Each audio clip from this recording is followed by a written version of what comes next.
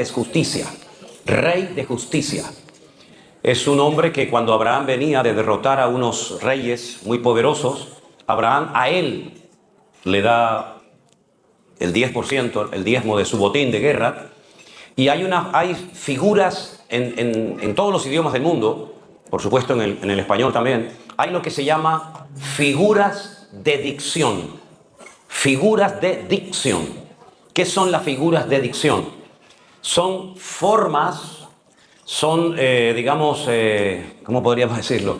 Son maneras, herramientas del lenguaje para presentar el lenguaje, la historia, de diferentes maneras.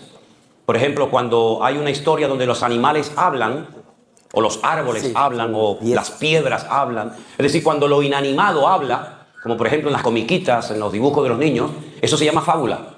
Esa es la figura de dicción que se utiliza para cuando hay animales o cosas inanimadas que hablan. Eso es una figura de dicción. Otra figura de dicción es, por ejemplo, la parábola.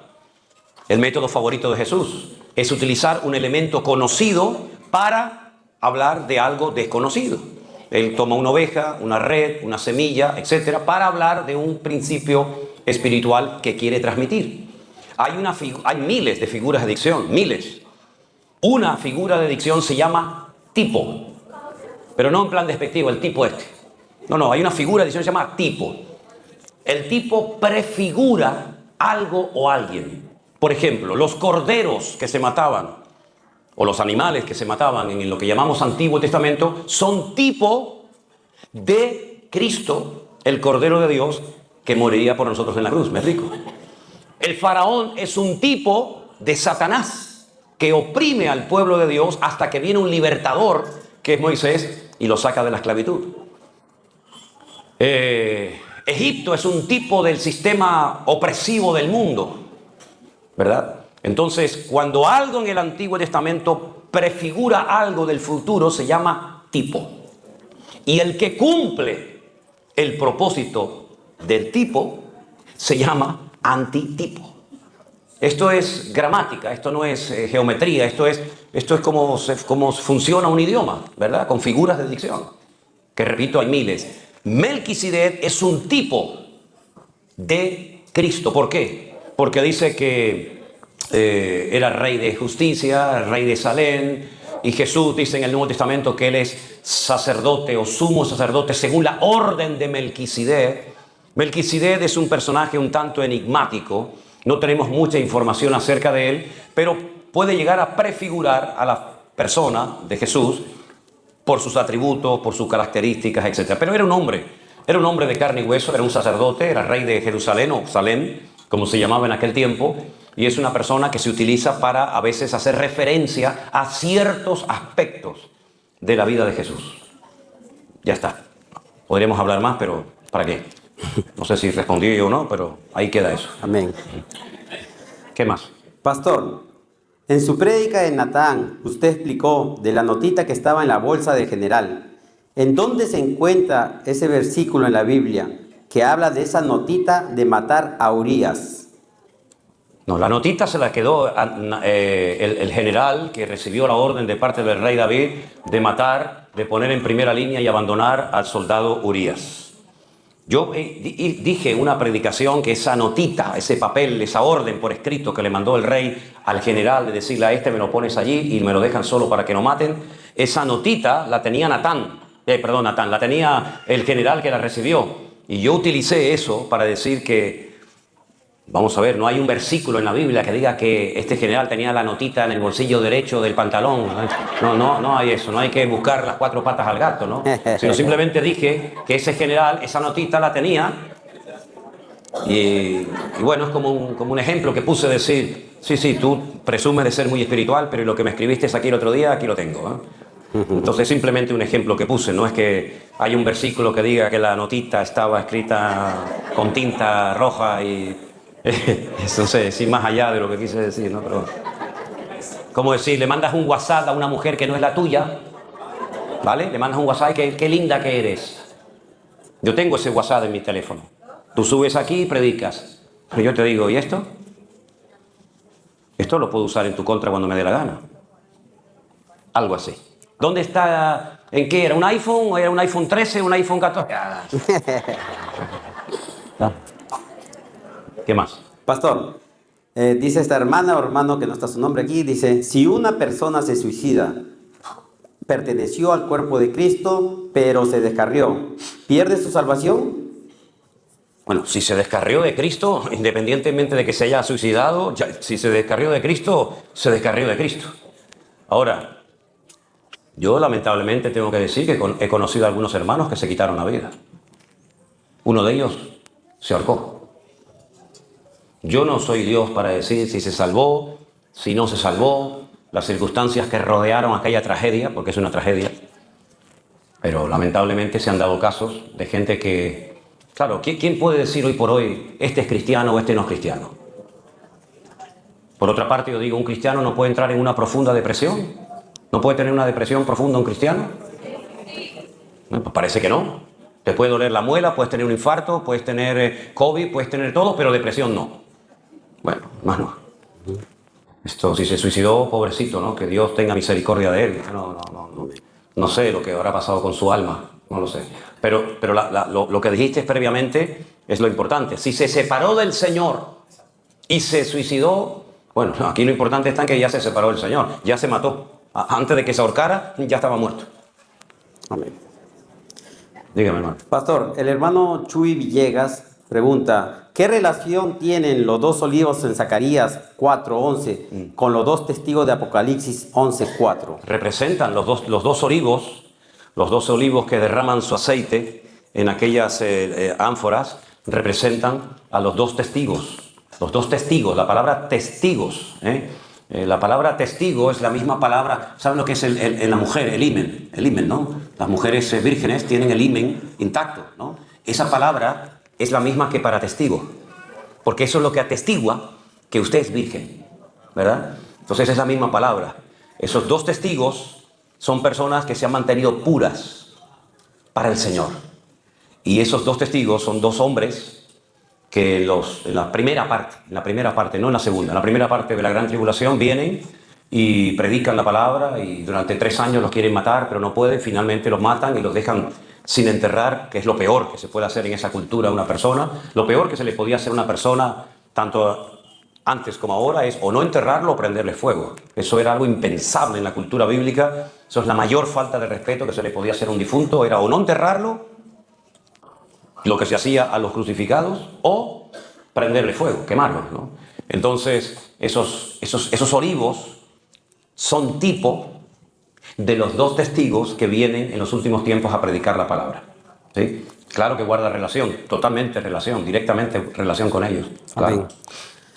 Mi nombre es Emma Fernández, no el mío. No. Me gustaría hacer la siguiente pregunta. ¿Se puede cubrir con la sangre de Cristo a un inconverso? Pregúntale a esa señora, ¿quién es, un hombre o una mujer? Una mujer. Pues que le pregunte a ella cómo lo hace. ¿Cómo cojo la sangre de Cristo y se la echo por encima de un inconverso? ¿Me explique cómo lo hace? La sangre de Cristo no es para cubrir nada. Hay una manía en muchos cristianos, me cubro con la sangre de Cristo. Cubro con la sangre de Cristo mi carro recién comprado, para que no me lo roben. Cubro con la sangre... Eso es una expresión... No es bíblica. ¿Sí? Si usted quiere aprender a orar bien, hermano y hermana, lea los salmos. Utilice expresiones bíblicas, no se inventen cosas raras. De un tiempo a esta parte ha entrado en la vida de la iglesia un lenguaje que no tiene nada que ver. Activen la fe, activen la fe. ¿Qué active la fe? ¿Dónde dice la Biblia? Active la fe, si ya la tengo. ¿Verdad? Úsela, pero active, como si fuera un botón, ¿no? ¿Verdad? Yo declaro, yo decreto. ¿Dónde está en la Biblia esas cosas? ¿Entiendes? Entonces me cubro con la sangre de Cristo. Son expresiones que los cristianos han inventado que no tienen nada que ver. Y aparte, la sangre de Cristo a un inconverso. La pregunta sería, ¿para qué? La sangre de Cristo nos limpió de nuestros pecados y no tiene nada que ver con la vida de ningún inconverso, ni es una forma madura, no es una forma madura y coherente de un creyente que lleva años en los caminos del Señor y que invoque a la sangre de Cristo. ¿Dónde dice la Biblia que tenemos que invocar la sangre de Cristo? Si todo lo que pidierais al Padre en mi nombre, yo os lo haré para que el Padre sea glorificado en el Hijo. Ahí no habla de sangre, ahí no habla de... Entonces son formas incorrectas de orar. Están mal, bueno, yo no las uso, porque no es una forma correcta de orar. Ahí lo que demuestra es que la persona no tiene lo suficiente léxico, suficiente palabra para orar eficazmente, que es lo que dice la Biblia que hay que hacer, con coherencia, con madurez y con raciocinio, que también es muy importante en la vida cristiana. Amén. Pastor, un hermano o hermana nos pregunta, dice, ¿nos podría compartir más de su experiencia que tuvo con el judío en su visita a Israel? Bueno, ya la conté en internet. Hay un vídeo por ahí que circula, que incluso algunos lo han sacado de ahí, que se me presentó un ángel que me dijo, mire, yo no sé si era un ángel, yo no sé lo que era. A mí se me acercó una persona y me dijo una serie de cosas que ya las conté en internet y están grabadas. No me acuerdo el título del mensaje, por si usted quiere escuchar, sinceramente no me acuerdo. Pero era una persona que se me acercó dentro de una multitud de miles y miles y miles de judíos que había en esos días previos a la fiesta de la celebración del Yom Kippur, el Día del Perdón. Y él estaba allí, me oyó que yo estaba grabando y diciendo unas palabras, se me acercó, me llamó aparte y me dijo que bueno, que debido, no sé, yo le digo lo que él me dijo, ¿vale? Debido a la influencia que usted tiene y la cantidad de miles de gente que usted conoce y tal, dígales que se preparen, que los siguientes en ser perseguidos van a ser ustedes y los cristianos. Me habló de la mujer que huye al desierto, que es sustentada por tiempos y la mitad de un tiempo en el desierto.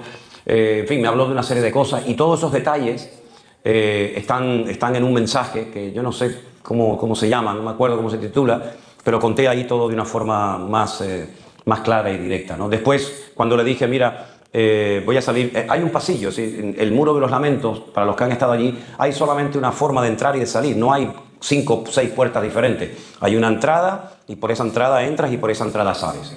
Él estaba, vamos a poner allí en aquella pared, yo le dije, espera un momento que voy a llamar a un hermano, en este caso era Armando. Yo salí de allí donde estaba Armando. Cuando regresé, ya no estaba. Entonces, no sé, pero ahí me dijo cosas muy interesantes y me llamó la atención que me hablara a mí cuando allí había miles de personas y me dijo cosas de mi vida y cosas de mí que, bueno, que te impactan bastante, ¿no? Pero bueno, ahí quedo, ahí está. Pastor, Si quiere le hablo mucho de Cristo y de la palabra le hablo un montón, más que de lo que me dijo este señor o este ángel allí en Israel. Yo de Cristo le puedo hablar horas y horas y días enteros. Eso es lo importante. Digo. Pastor, segunda de Samuel, capítulo 6, versículo del 14 al 20. Ya sé cuál es. Dice, una aclaración de este texto bíblico donde dicen que David bailaba desnudo, pero ese texto en ningún momento dice que el rey David estaba desnudo, sino al contrario, vestía de un efod. Segunda de Samuel 6:16. Otro invento más. La gente se inventa cosas que David alzaba desnudo, cuando en la Torá está totalmente prohibido exhibirte desnudo delante de nadie. Hay una lista enorme. Si no verás la desnudez de tu hija, no verás la desnudez de tu suegra, eso lo entiendo. No verás la desnudez de, ¿verdad? No verás la desnudez. ¿Qué fue lo primero que Dios hizo en el jardín del Edén? Vestir al hombre, ¿verdad? Cúbrete para que no se vea la vergüenza de tu desnudez, le dice el Señor a una iglesia suya en el Apocalipsis. Entonces, eso de que David danzó desnudo, eso es mentira. Eso es algo antibíblico. De hecho, dice que estaba vestido con un efod de lino. Se habrá quitado el manto para bailar más cómodamente, ¿no? Para danzar más cómodamente. Pero eso de que David danzó desnudo, eso es una herejía. Imagínate, el rey de Israel danzando desnudo por las calles de Jerusalén. Eso es que cabe sacar. No, es que hay una canción, dice, bueno, habrá una canción como si quiera ver una película.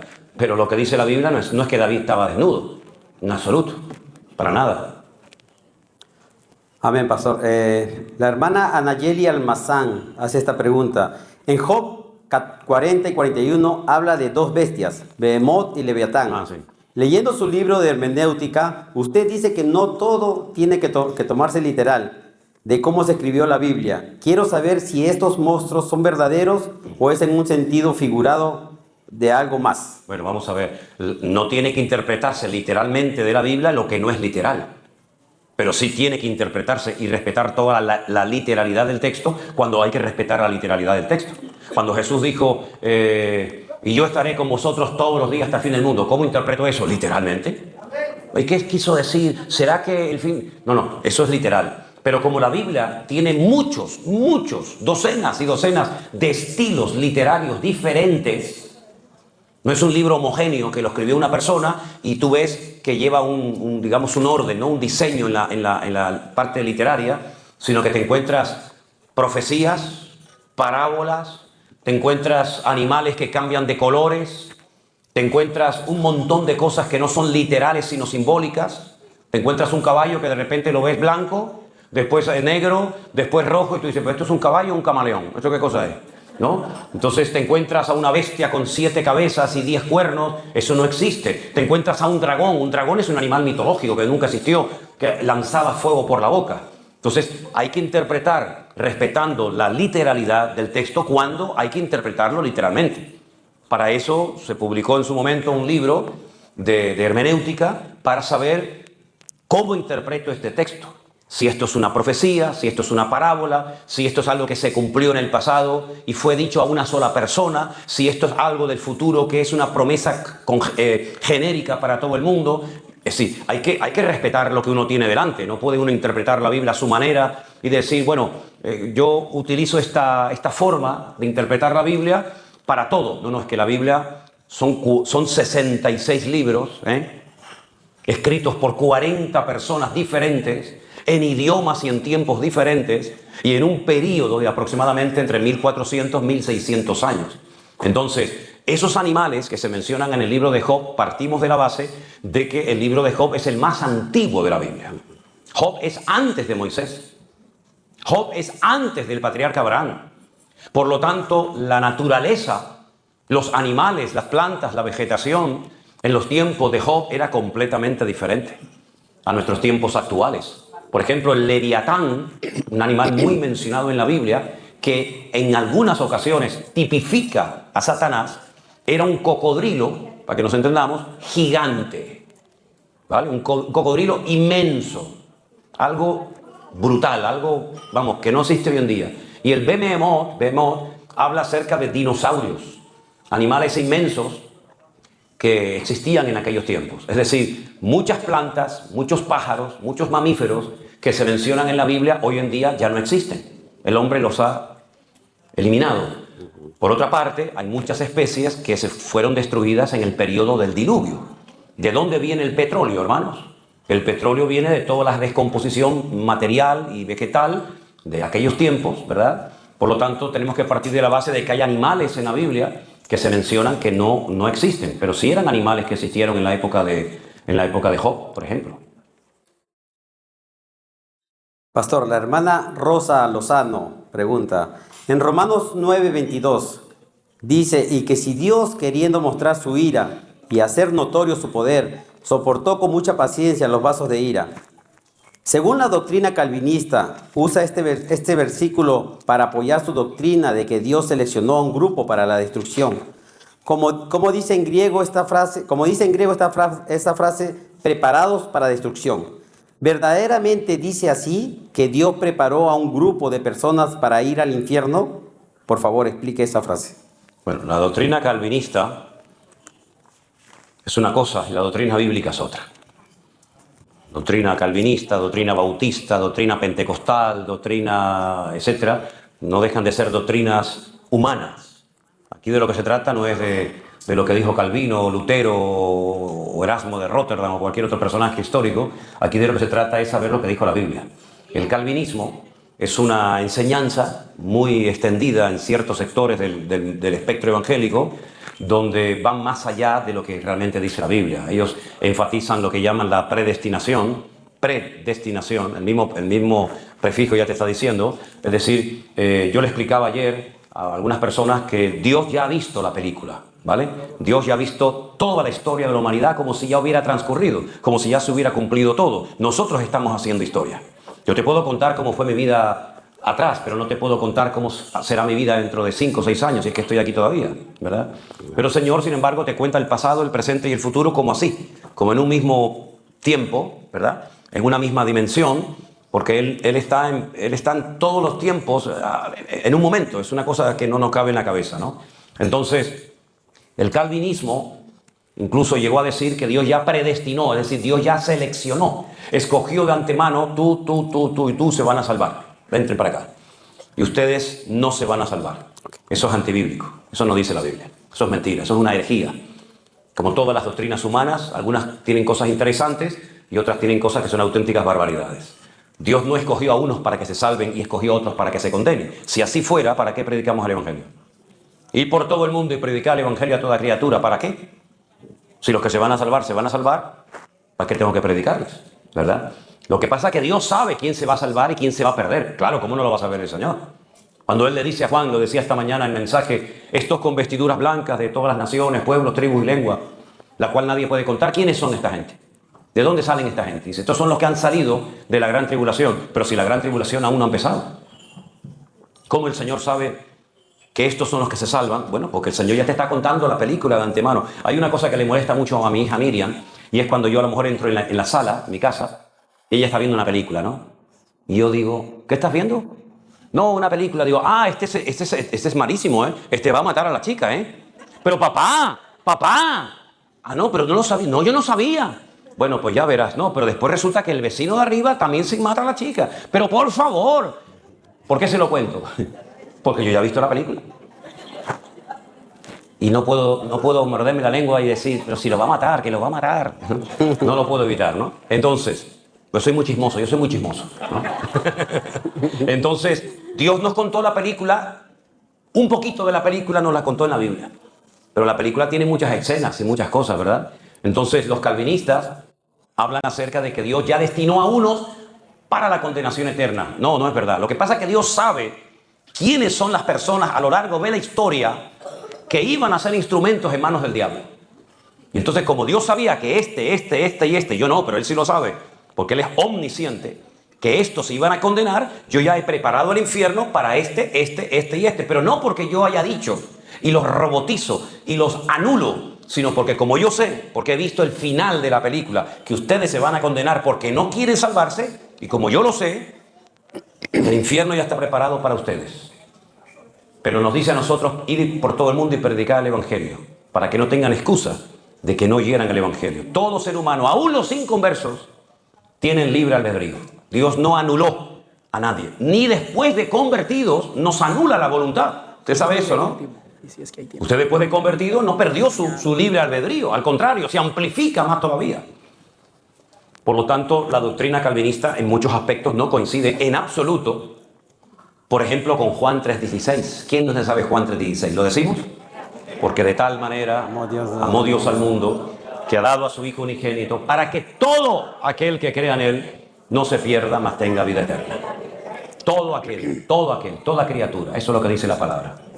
Lo siento por el señor Calvino, pero ahí metió la pata hasta la oreja. No Amén, comparto esa enseñanza.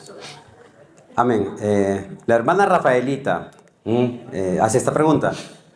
Pone en Génesis 17:20, y en cuanto a Ismael, también te he oído. He aquí que le bendeciré y le haré fructificar y multiplicar mucho en gran manera.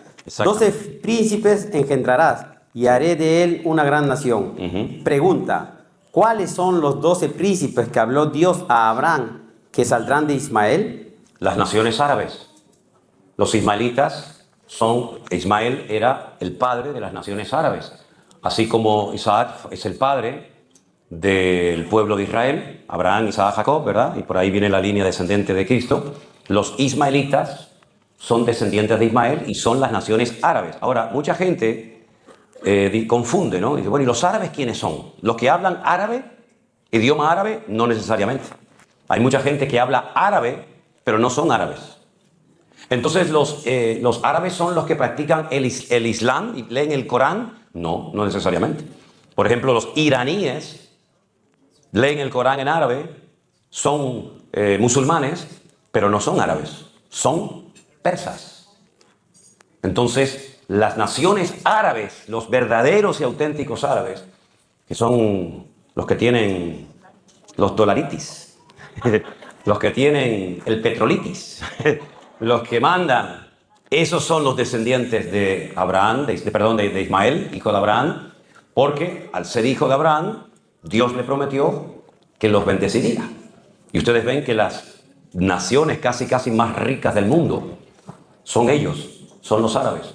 Son personas que se construyen sus casas, sus baños de oro y sus Ferraris de oro y tienen dinero y regalan cuando vienen a España. Por ejemplo, el jeque árabe de Arabia Saudita venía y regalaba Rolex, ¿no? ¿Saben lo que es el Rolex? Armando tiene uno. Armando tiene 2 Rolex.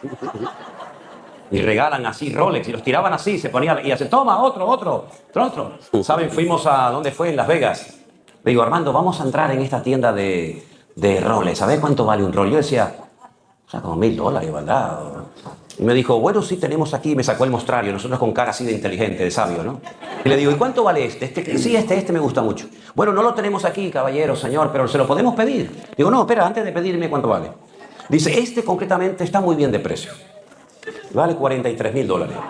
Digo, bueno, lo vamos a pensar. Lo vamos a pensar. ¿Qué hago hasta $43,000 en un reloj? ¿Estamos locos? Para que después salga por ahí y me corten la mano. Ah, por favor. Entonces las naciones árabes son muy ricas porque tienen la bendición de Abraham. Es increíble, pero es así. Es así. Ellos son los árabes. Pastor, la hermana Melissa Wasley pregunta, ¿cuál es su libro preferido de la Biblia? Mi libro preferido que amo es el Cantar de los Cantares del Rey Salomón. El libro del Cantar de los Cantares, en hebreo se llama Shir Hashirim, es el canto de los cánticos, es un libro que se canta, no se lee, se canta, porque es un shir, ¿no? Y bueno, me alegro mucho de que le guste el Cantar de los Cantares, ¿no? Paloma mía, amiga mía, ¿verdad? Y hay tantas cosas, ¿no? Después tiene la verruga, tu mujer, pero antes era el lunar hermoso que te cautivó, ¿no? Ya. Pues más que la paloma era el buitre, ¿no? La ave carroñera. Mi libro favorito de la Biblia. No sé, a mí me gusta toda la Biblia, me gustan mucho los Salmos, los Proverbios. Me gusta muchísimo el libro de Isaías, me parece excelente. No tengo así un favorito, ¿no? Pero me gusta toda la Biblia prácticamente. Pastor, un hermano pregunta, nosotros adoramos y honramos a Dios todos los días, pero en los mandamientos está escrito, guardarás el sábado. ¿Debemos guardarlo? Como iglesia de Dios, porque los mandamientos no solo son para el pueblo de Israel, sino para toda la humanidad. ¿Los mandamientos son para toda la humanidad? ¿Y cuántos mandamientos hay? No, 613. Los 10 mandamientos es el de Barín, las 10 palabras, como se dice en hebreo, es el de Barín. Aquí hay 10 resumidos, pero hay 613. La pregunta sería, ¿debemos de cumplir los 613 mandamientos? ¿Por qué solamente 10 y no los 613? No se pueden cumplir los 613 mandamientos. Primero, porque nadie los puede cumplir. Amén. Eso en primer lugar, nadie los puede cumplir. Es imposible. La ley del Señor es perfecta, que convierte el alma y hace sabio al sencillo, etc. La ley de Dios es perfecta. Entonces alguien me preguntó una vez, ¿y si es perfecta, entonces para qué Dios la dio si sabía que no la íbamos a poder cumplir? Precisamente para eso. Para demostrarte que tú no la puedes cumplir. No la pudo cumplir Moisés, no la pudo cumplir nadie del Antiguo Testamento, solamente lo pudo cumplir una persona, todos, y fue nuestro Señor Jesucristo. Por lo tanto, aunque quisiéramos guardar la ley, tampoco podríamos, no solamente por nuestra imperfección como seres humanos, sino porque hay más de 420 mandamientos, si no recuerdo mal, que no se pueden cumplir hoy en día, porque no hay templo en Jerusalén. Y como no hay un templo físico, y muchos de esos mandamientos giran en torno a ese templo, tampoco podríamos cumplir con la ley. Ahora bien, los 10 mandamientos son los más conocidos de esos 613 mandamientos. Los primeros 5 hacen referencia a nuestra relación vertical, nuestra relación con nuestro Dios. Y los otros 5 mandamientos hacen referencia a nuestra relación horizontal con nuestros hermanos o nuestros semejantes, nuestro prójimo, ¿vale? Entonces, de los 10 mandamientos que aparecen aquí, concretamente uno de ellos, ya lo conocía Adán y Eva desde el jardín del Edén. Y no era precisamente el primero que dice, no tendrás dioses ajenos delante de ti, no te harás imagen de ninguna semejanza. Ese no lo conocía Adán y Eva, porque no había dioses que adorar en aquel momento, solamente había un Dios. Adán no podía cometer adulterio. ¿Con quién va a cometer adulterio Adán? ¿Con las jirafas? ¿Con los leones? El hombre después pervirtió todo y inventó la zoofilia. Es terrible, ¿no? Ni quiero hablar de esas abominaciones, ¿no? Pero sí conocía la obligación de guardar el día de reposo. Porque como ustedes pueden comprobar en la Biblia, los días de la semana no tienen nombres. No es como en nuestro calendario, el lunes era el día que se le daba el culto a la luna.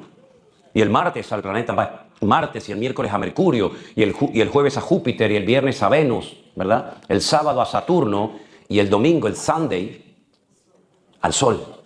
En la Biblia los nombres, los días de la semana no tienen nombre, solamente uno, porque es día primero, se mezclan los números ordinales y cardinales, ¿no? También primero, día segundo, día tercero, y finalmente el séptimo, el último, al final, es un día que se llama Shabbat, que viene de Shevet. Descansa, siéntate, no digas nada, no hagas nada, tranquilo. El día de reposo fue el día que el Señor le dijo a Adán y a Eva que Él lo había santificado y lo había apartado de los demás, y no hubo labor creadora, porque como el poder de Dios estaba y está en su palabra, cada vez que Él hablaba, pasaba algo en el mundo natural. Se cristalizaba o se materializaba su palabra, pero como el sábado no habló, no sucedió nada. Entonces, ¿qué hacemos? Shevet, descansen. Recuerden que todo esto no salió así, de la nada, sino que yo di órdenes para que esa luna esté ahí, ese planeta esté allí, esa estrella esté allí, etcétera, etcétera. Entonces, cuando los inconversos, como por ejemplo los romanos, perdone que me extienda un poquito, pero creo que es necesario aclarar un poco esto, porque hay mucho lío con el tema del domingo, del sábado, si hay que guardarlo, si no hay que guardarlo. Cuando los romanos conquistaron lo que era toda la zona de Judea, lo que es hoy en día Israel, vaya, a ellos les sorprendieron tres cosas de esa gente, de ese pueblo, cosas que no había visto en ninguna parte del mundo. Primera, esta gente tiene un templo enorme, precioso, vacío. No tienen dioses, no tienen imágenes, y se reían, se burlaban de los judíos, decían, nuestros templos están llenos de figuras de hombres, de mujeres, a los cuales honramos y adoramos. Pero ustedes tienen un templo vacío. Y es que ellos no podían tener una figura de Dios, ¿vale? La segunda cosa que a los romanos les llamó la atención es que encontraron algo único en el mundo. Ustedes tienen un mar donde la gente flota y no se hunde.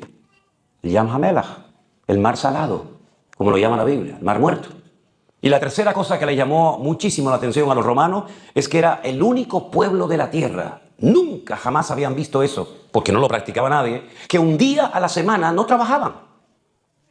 Se quedaban quietos en sus casas.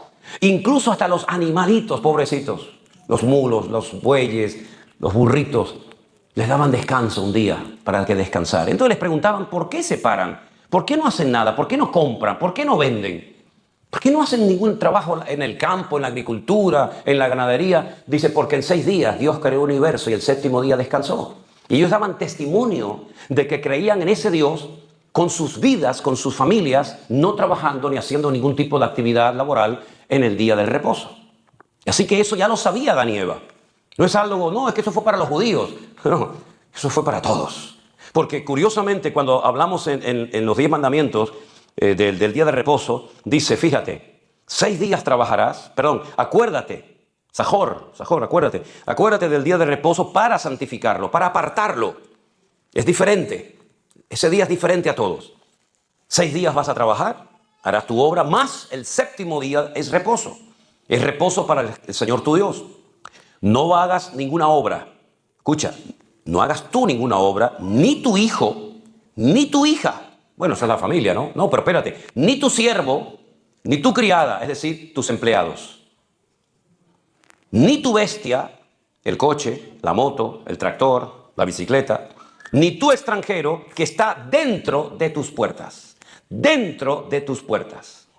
Porque en 6 días el Señor hizo los cielos y la tierra, el mar y todas las cosas que en ellos hay, y reposó en el 7º día. Por tanto, el Señor bendijo el día de reposo y lo santificó. Algunos piensan que cuando tendríamos que celebrar los cultos es en Shabbat. Y eso no dice la Biblia. El día de reposo es para estar tranquilo en la familia. No es para hacer el culto. ¿Dónde dice la Biblia que en Shabbat tengo que hacer el culto? Claro, lo que pasa es que en Israel no se trabaja en domingo. No se trabaja en sábado. Ya el domingo es el primer día de la semana. Entonces se reúnen el sábado porque es cuando está todo el mundo libre y dispuesto para poder ir a los cultos, a las reuniones. Aunque también hay muchos hermanos judíos, amigos míos, que celebran sus cultos en las iglesias los domingos. No pasa nada. Es decir, la Biblia no dice cuándo tenemos que reunirnos. Puede ser el domingo, puede ser el sábado, puede ser el miércoles. Lo que sí dice la Biblia es que hay que guardar un día. Claro, en Israel es mucho más fácil cumplir con el Shabbat para hacer un alto en el camino y no ser máquinas que solamente viven para trabajar y no es que trabajan para vivir, ¿verdad? Y Si alguien hoy en día como cristiano quiere guardar el día de reposo en familia y quiere saber cómo se hace, porque claro, no es que me voy a quedar en casa así. Usted es un vago, hermano. No vas a comer, no te vas a bañar, no te lavas los dientes, no, es Shabbat. No, tú le ves un cochino, es Shabbat y Shabbat. ¿Entiendes? Es un día para orar por la familia, es un día para leer más la Biblia, no es para ver la televisión y jugar ahí con la maquinita ahí como si fueras un robot, no es para tontear con la que está en Colombia, con la que está en Ecuador. No es eso. No, es un día para dedicarlo para el Señor. Si no vas a hacer eso, ¿para qué quieres hacer el Shabbat? Lo que tienes que hacer es comprometerte con el Señor y dejarte el Shabbat. Entonces, ¿se puede guardar el Shabbat? No hay ningún problema. No pasa nada. Si usted lo puede hacer, adelante. Pero no se olviden ustedes, que donde el Señor ordenó el cumplimiento del Shabbat era bajo la ley de Moisés. Y nosotros ya no estamos bajo la ley, sino bajo la gracia. Si usted cumple 612 mandamientos y infringe uno, no sirve de nada. Es decir, que si usted guarda el Shabbat, pero luego es un chismoso, es mejor que no sea chismoso antes que guarde el Shabbat. Así que no quieran rizar el rizo y decir, no, yo celebro el Shabbat. Bueno, también tengo que decir, y paso ya a otra pregunta, que durante siglos, probablemente casi 300 y pico, no hasta 400, pero cerca de 400 años, los cristianos, hermanos nuestros, practicaban el Shabbat, es decir, se reunían en Shabbat. Y fue la Iglesia Católica, que ya existía en aquellos tiempos, la que dijo, a partir de ahora, Concilio de Trento, a partir de ahora, o de Nicea y otros más, cortamos toda relación con el pueblo de Israel y pasamos a celebrar el primer día de la semana, el domingo, en vez del Shabbat. Pero hay iglesias que se reúnen en Shabbat y no hay ningún pecado, no hay ningún problema. Pero que no me vengan a mí los del Shabbat diciendo que estamos pecando los que practicamos o nos reunimos en domingo, ni los del domingo tienen que criticar a los que celebran su culto en Shabbat, porque no estamos aquí para criticarnos, estamos aquí para servirnos los unos a los otros. Y en esto conoceréis que son mis discípulos, en que os amáis los unos a los otros, a pesar de las diferencias que siempre las ha habido y las seguirán habiendo en el futuro. ¿Vale? No sé si hay alguna pregunta más. Si todavía puedes contestar unas dos más. Venga, vale. Si alguien quisiera levantar su mano, quiero llevar este micrófono. Ahí hay una. Y allá, por allá también. Ok, bien. Ok. Bueno, después de leer, la tengo acá. Y vamos a hablar de esto. Ahora. Bueno, pastores, estoy un poquito preocupada porque, también perdón mi ignorancia, cuando repaso este versículo que dice: os digo que en aquella noche estarán dos en la cama. Uno será tomado y el otro será dejado. Dos estarán en el campo, ¿verdad? Sí. Entonces le digo a mi esposo, como él sale a trabajar fuera, digo que... Siga, que está muy interesante la pregunta. ¿Quién es el que se va, el que se quedó en la cama? Eso es un llamamiento a todos los flojos y vagos ahora, ¿eh? No sé, necesito un poquito que nos explique. Ok. Ahora mismo son en las Islas Canarias las 9:15 de la noche. Dentro de un ratito se van a dormir. Y nosotros seguimos siendo aquí de día. Es decir, las franjas horarias son increíbles, ¿no? En cualquier parte del mundo. Aquí en Estados Unidos creo que también hay dentro del país 3 o 4 franjas horarias diferentes. Es un país tan grande, tan increíble, ¿verdad? Ahora bien, habla no solamente de dos estarán durmiendo en una cama, el uno será tomado y el otro será dejado, sino también dice, y dos mujeres estarán moliendo en un molino, la una será tomada y la otra será dejada, ¿no? Habla acerca de, evidentemente es una referencia a lo que nosotros llamamos el rapto, ¿no? El arrebatamiento de la iglesia. Es muy interesante que usted haya hecho esa pregunta, porque hay por ahí algunas personas que dicen, bueno, cree en el Señor Jesucristo, serás salvo tú y ya está, y toda la casa se salvó. Ahí hay un ejemplo de que no funciona así. Porque si están dos en una cama, son un matrimonio. No va a poner el ejemplo el Señor de alguien que está en desorden. Si ella es convertida y él no, ¿por qué él se queda y ella se va? Si cree en el Señor Jesucristo, serás salvo tú y toda tu casa. Pero es que la salvación es personal, no es transferible. Pero entonces esa promesa es que no es una promesa. Disculpe. Cree en el Señor Jesucristo y serás salvo tú y toda tu casa no es una promesa genérica. Es una palabra que el Señor le dio al apóstol Pablo para una familia carcelero de Filipo. Es que por así decirlo como una profecía. Hoy te vas a convertir tú y toda tu familia contigo. Pero ¿cuántos cristianos, cuántas hermanas están casadas con maridos que no se han convertido o viceversa? Por lo tanto, la salvación no es que se convierte uno y automáticamente ya los 17 o 20 o 30 nombres ya inscritos en el libro de la vida. ¿vale? Entonces nos habla acerca del Señor de que algunos cuando venga Él en su arrebatamiento, unos estarán durmiendo y otros estarán trabajando. Unos recibirán al Señor de día y otros lo recibirán de noche. Por eso dice la palabra, el día y la hora nadie sabe. ¿Quién puede saber el día? Si aquí es de día, allí es de noche, aquí es mediodía. Unos se levantan para ir a trabajar, otros se acuestan para ir a dormir. ¿Y la hora? ¿A qué hora viene el Señor? A las 3 de la tarde, ¿pero para quién a las 3 de la tarde? Para los que estamos aquí, pero es que allí son las 8 de la noche. Entonces, esas franjas horarias nos impiden, gracias a Dios, hacer una, digamos, una conjetura y decir, el Señor viene a las 3 de la tarde. No lo puedes decir, porque en todo el mundo no son las 3 de la tarde para todo el mundo, ¿verdad? Entonces, habla acerca del arrebatamiento de la iglesia, que será algo como ladrón en la noche. ¿Han visto alguna vez algún ladrón que llame antes de ir a robar?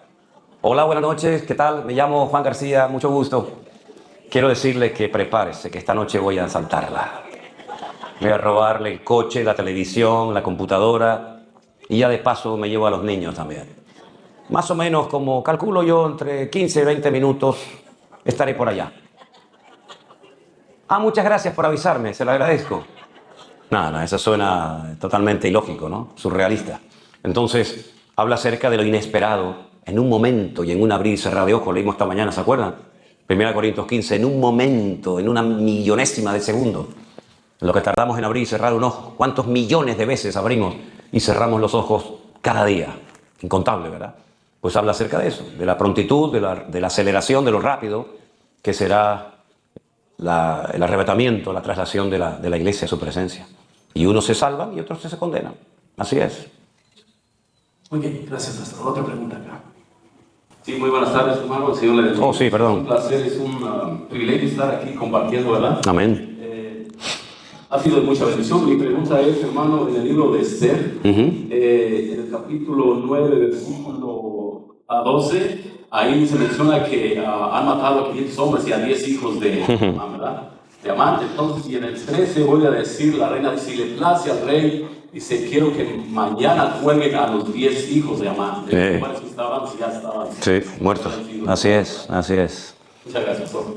Sí, es interesante porque ya estaban muertos los hijos de Amán. Pero sin embargo Esther dice, quiero que mañana los cuelguen en una horca. Pues ya están muertos. Es interesante, no tengo tiempo para explicar todo esto porque habría que tener una pizarra y habría que escribir muchas cosas en hebreo. Pero es muy interesante que el mismo día en el que colgaron a estos 10 hijos de Amán fue el mismo día en el que colgaron en la horca, en Nuremberg, sí, ¿cómo se llama? En el juicio de Nuremberg, a los capos, ¿no? A los cabecillas de los nazis. Pero no eran 10, eran 11. Pero es que uno se suicidó el día anterior en la celda y colgaron a los 10. Y al máximo responsable de aquella masacre terrible, cuando murió dijo, Purim. Purim. Ahora están celebrando Purim, la fiesta del libro de Esther. En Israel él dijo Purim. Es lo mismo que pasó en el pasado, vuelve a ocurrir en el futuro. Y en hebreo, las letras de los nombres es muy interesante porque te da la fecha. Saben que las letras tienen número, ¿no?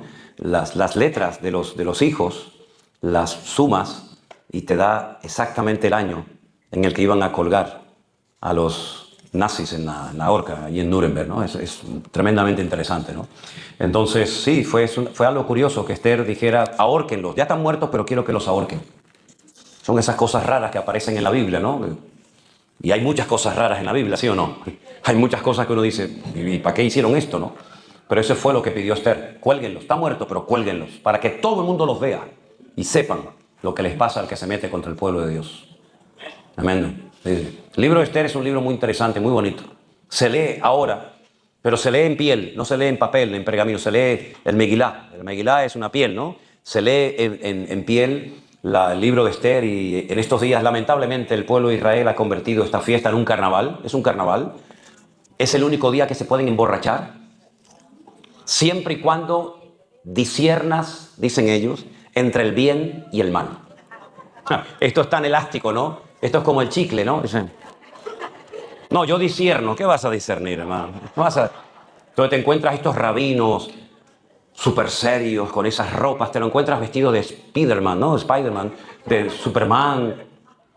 de hormiga, y tú dices, pero este señor estaba el otro día aquí tan serio. Ah, pero hoy es Purín, hoy tenemos que reírnos, hoy nos burlamos del enemigo y nos emborrachamos, pero ya mañana volvemos otra vez a la seriedad, ¿no? A algunos les gustaría ir a Purín, a Israel, ¿eh? Ah, que sí, ¿eh? Tremendo, una historia muy... ¿Dónde estás? Oh, sí, con estas luces no veo nada. Me gustaría saber por qué Jacob amaba más a Raquel que a Lea. Habría que preguntárselo a él. Hombre, vamos a ver, él trabajó para casarse con Lea. ¿Por qué Elena tiene una hermana? Tiene dos, pero una se llama Esther, la otra se llama Lidia. ¿Por qué Manolo amó más a Elena que a Lidia? Pues yo qué sé, pues porque me gustó más, ¿qué quieres que te diga? ¿No? Amó a Raquel, la amó, se enamoró de ella. Pero le colaron a Lea. Y dijo, bueno, ¿a quién le amarga un dulce? ¿No? Y se quedó con las dos. Pero a quien él realmente amaba era Raquel y trabajó por ellas. Dice una semana, ¿se acuerdan? Una semana de años. Hay semanas de días y hay semanas de años. 7 días es una semana, Shabua. Pero luego hay 7 años, es una semana de años. Entonces él trabajó 14 años. Otro hubiera dicho, trabajé 7 años como un condenado, ahora 7 años más.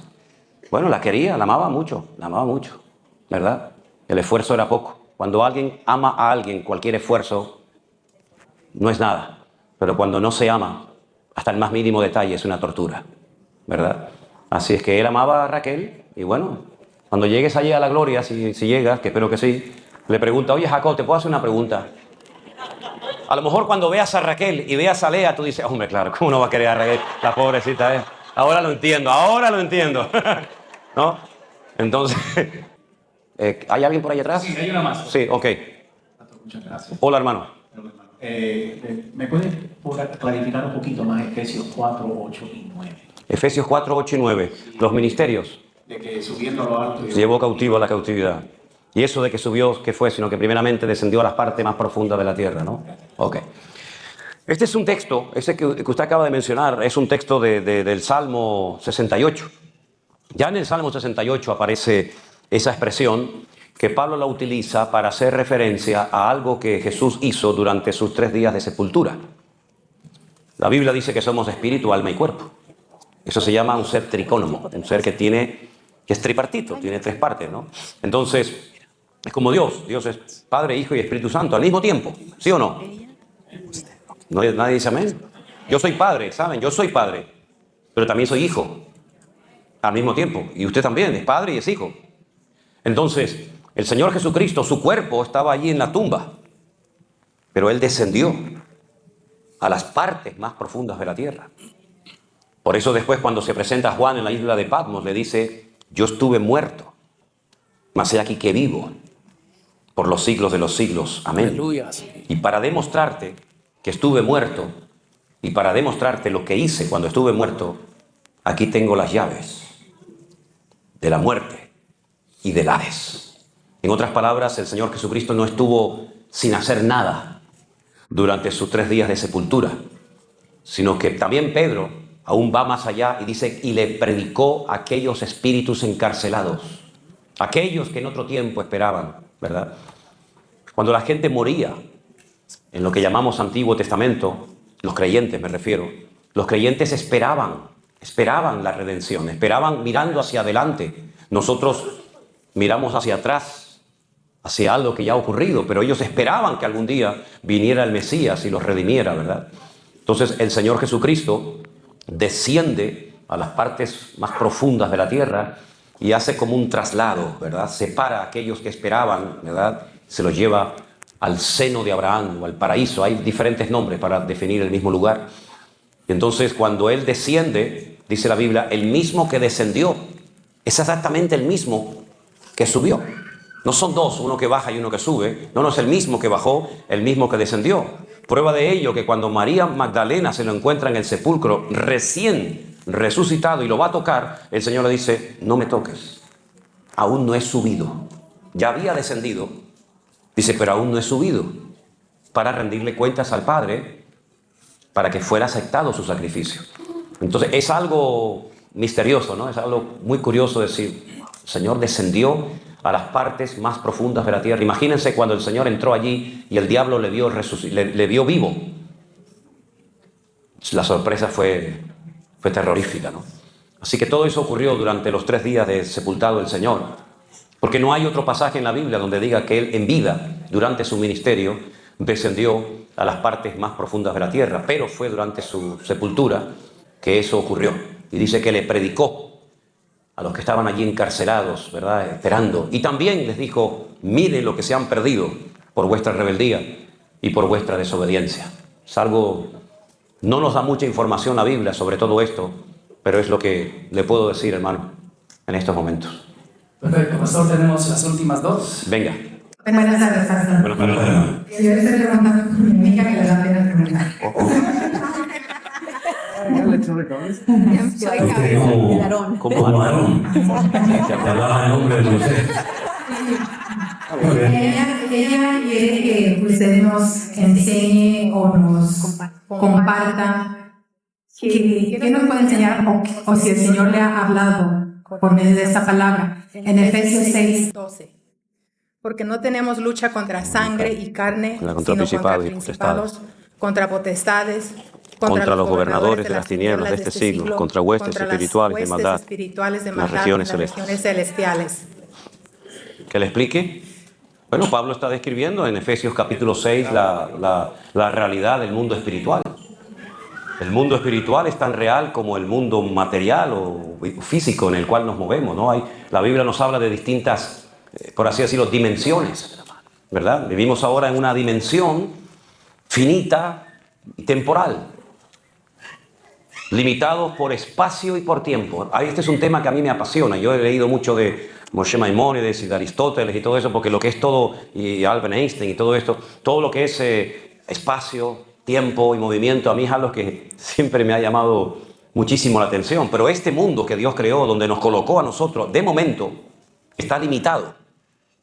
No podemos transportarnos y estar en 2 sitios al mismo tiempo. Eso sería física cuántica, ¿no? Que sí, existe.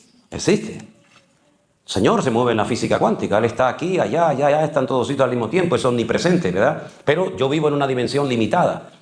Como el Señor Jesucristo se autolimitó cuando vino a este mundo. Él no podía estar en Capernaum, en Samaria, en Judea y en Filipo al mismo tiempo. Pero Él decidió autolimitarse, aunque Dios está fuera del tiempo. El tiempo es un factor creado por Dios.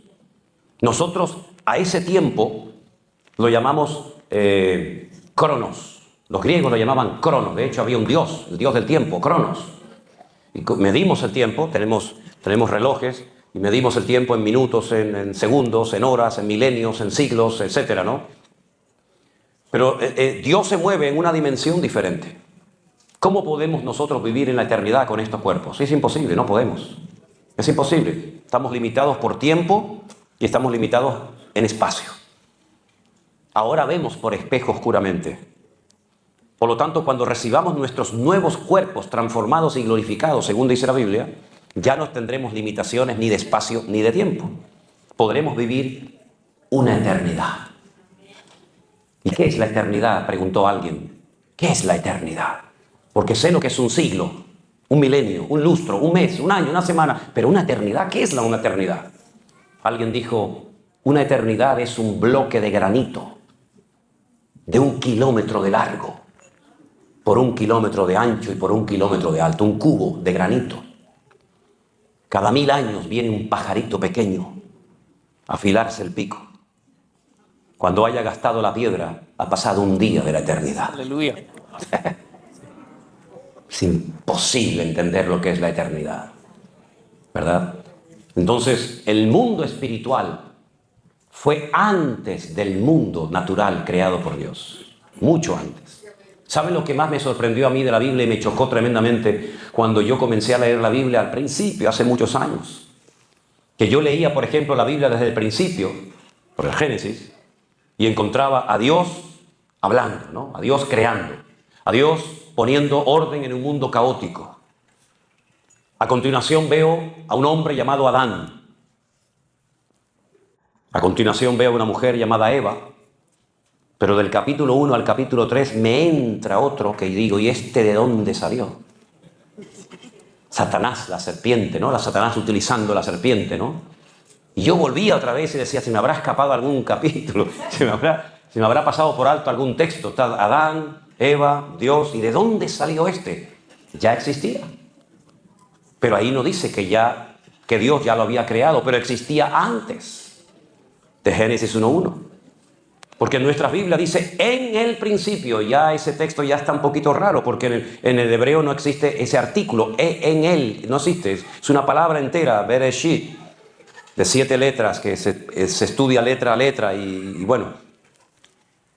Entonces, más bien tendría que decir, en un principio, este es un principio, pero hay otros, En un principio, Dios hizo esto y aquello, pero en otros principios, en otras dimensiones, por ejemplo, cuando Adán y Eva fueron expulsados del jardín del Edén, ¿qué puso el Señor en la puerta del jardín del Edén para que no volvieran atrás y comieran del árbol de la vida? ¿Qué puso? Querubines. ¿Y qué son los querubines? Bueno, dentro del mundo angelical hay querubines, serafines, arcángeles, ángeles. Por la parte del enemigo están principados, potestades, gobernadores, huestes espirituales de maldad en las regiones celestes, ¿verdad? Si hay como jerarquías. ¿Cuándo las creó?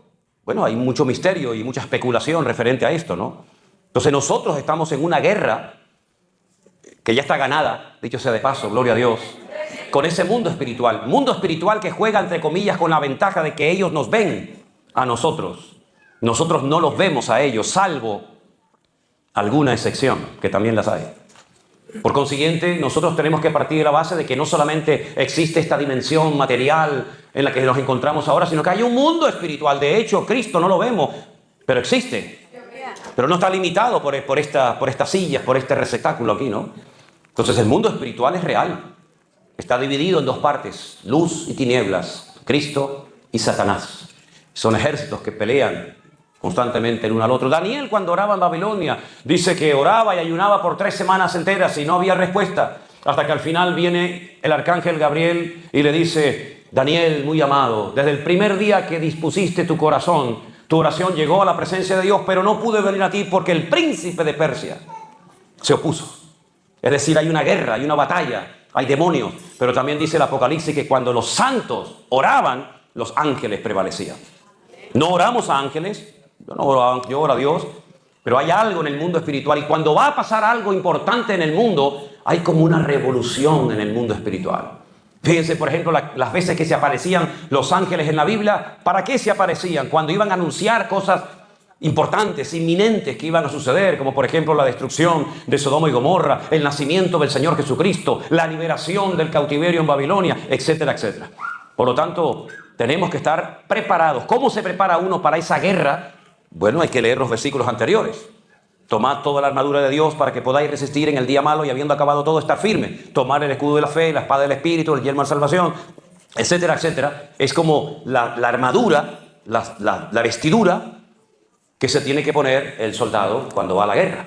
Porque no podemos olvidar que estamos en un conflicto espiritual tremendo. Y tenemos que orar sabiendo que tenemos la victoria. Amén, hermanos. La última, pastor. Sí.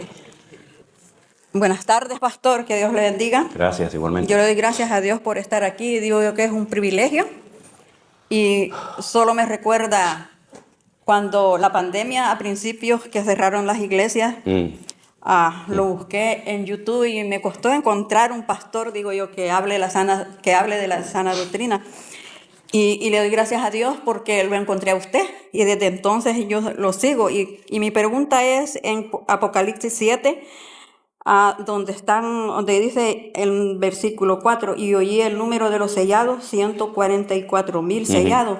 Pero en estos 44,000 sellados no se encuentra la tribu de Dan, y entonces esa es mi pregunta, que no está aquí en los sellados, en el Apocalipsis, entonces no sé lo que quiero saber yo. Hay varias listas a lo largo de la Biblia que hablan acerca de las 12 tribus de Israel o de los 12 hijos del patriarca Jacob. Hay varias. Y no siempre son las mismas. En algunas listas aparecen unos, después hay en otras listas que aparecen otros. Y curiosamente en esta última lista, esta es la última lista que encontramos en la Biblia, de las tribus de Israel o de los hijos de Jacob, curiosamente, efectivamente no aparece la tribu de Dan. Sería interesante que usted leyera, por ejemplo, cuando Jacob, en el lecho de muerte, llama a todos y a cada uno de sus hijos y les da palabras proféticas para el porvenir. Y fíjense lo que le dijo, por ejemplo, Jacob a Adán. Bueno, se lo voy a decir yo. Serás serpiente en el camino y harás caer al jinete. Algunos consideran, algunos han llegado a opinar que el anticristo, que tiene que tener algo de judío sí o sí, porque si no Israel no lo va a aceptar como su Mesías, esto puede ser procedente de la tribu de Dan. Y tal vez por eso, como será como una especie de piedra de tropiezo para el caminante, el Señor no lo haya incluido en la lista. De todas maneras, la tribu de Dan era una tribu muy pequeñita, una tribu que le tocó el norte, la parte del norte le tocó a ellos, pero no hay dos listas iguales de los hijos de Jacob en la Biblia. A veces difieren, a veces incluye a los hijos de José, que no eran hijos de Jacob, que eran Manasés y Efraín, ¿verdad? Manasés llegó a ser la tribu más grande de todas, no eran hijos de Jacob, pero también fueron adoptados por Jacob. ¿Se acuerdan? Dice, estos son hijos míos. Dice que impuso las manos sobre ellos y los bendijo.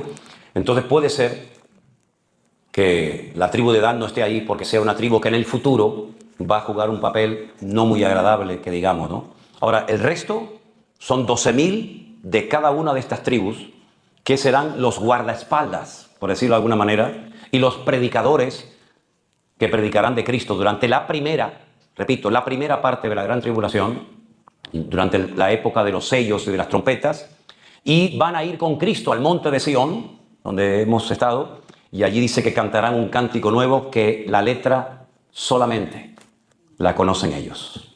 ¿Ok? ¿Ya? Muy bien. Dios les bendiga, hermanos. Bendiciones.